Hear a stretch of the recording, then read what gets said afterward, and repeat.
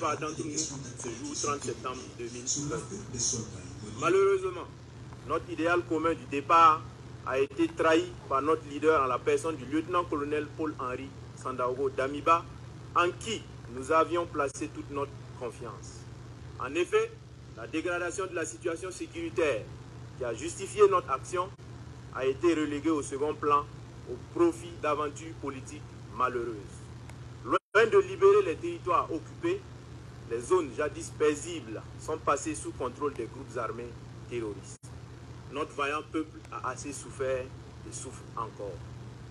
Peuple du Burkina Faso, face à la dégradation continue de la situation sécuritaire, nous avons entrepris à plusieurs reprises des approches visant à recentrer la transition sur les questions sécuritaires. En effet, conscients de nos responsabilités, nous avons, de façon concertée, élaboré un programme de réorganisation de l'armée qui aurait permis d'opérationnaliser des unités combattantes à mesure de lancer des contre-offensives.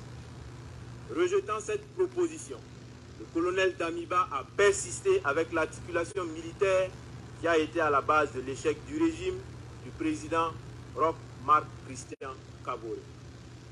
Vaillant peuple du Burkina, les actions du lieutenant-colonel Damiba nous ont progressivement convaincus que ses ambitions s'écartent largement de notre idéal commun. Nous avons assisté à une restauration au forceps d'un ordre ancien par des actes de nature à remettre en cause l'indépendance de la justice et à créer des précédents graves.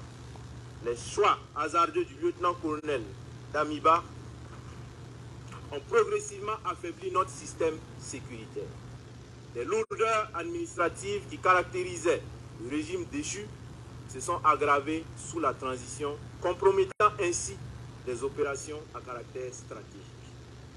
Au regard de toutes ces dérives, nous avons décidé ce jour 30 septembre 2022 de déchoir le lieutenant-colonel Damiba du pouvoir d'État afin de poursuivre notre idéal commun avec l'ensemble du peuple burkinabé, à savoir la restauration de la sécurité et de l'intégrité de notre territoire. Chers concitoyennes et concitoyens, conscients de notre responsabilité historique, le MPSR engage par la présente l'ensemble des forces combattantes à se recentrer sur la question sécuritaire et au rétablissement de l'intégrité de notre territoire. La prise du pouvoir en ce moment traduit la ferme volonté du MPSR à une inclusion de toutes les couches sociales du Faso, sans distinction aucune dans la suite de la transition et dans notre lutte commune. Le MPSR rassure la communauté internationale que le Burkina Faso continuera de respecter ses engagements internationaux, notamment les droits humains. Nous invitons les vaillantes populations du Burkina Faso à vaquer à leurs occupations dans la tranquillité. Vive le Burkina Faso, la patrie ou la mort, nous vaincrons. Fait à Ouagadougou, le 30 septembre 2022, pour le MPSR, capitaine Traoré Ibrahim. Communiqué numéro 03. Peuple du Burkina Faso, concitoyens, peuple combattant. Le MPSR porte à la connaissance de l'opinion nationale et internationale ce qui suit. 1. La Constitution est suspendue. 2. La charte de la transition est dissoute. 3. Le gouvernement est dissous. 4. L'Assemblée législative de transition est dissoute. 5. Les frontières terrestres et aériennes sont fermées pour compter du 30 septembre 2022 à 00 heure et ce jusqu'à nouvel ordre. 6. Un couvre-feu est instauré de 21h à 05h. 7. Toute activité politique est suspendue. 8.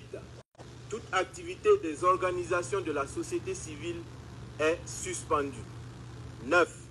Les forces vives de la nation seront convoquées incessamment à l'effet d'adopter une nouvelle charte de la transition et de désigner un nouveau président du Faso, civil et militaire. Fait à Ouagadougou le 30 septembre 2022, signé le capitaine Traoré Ibrahim.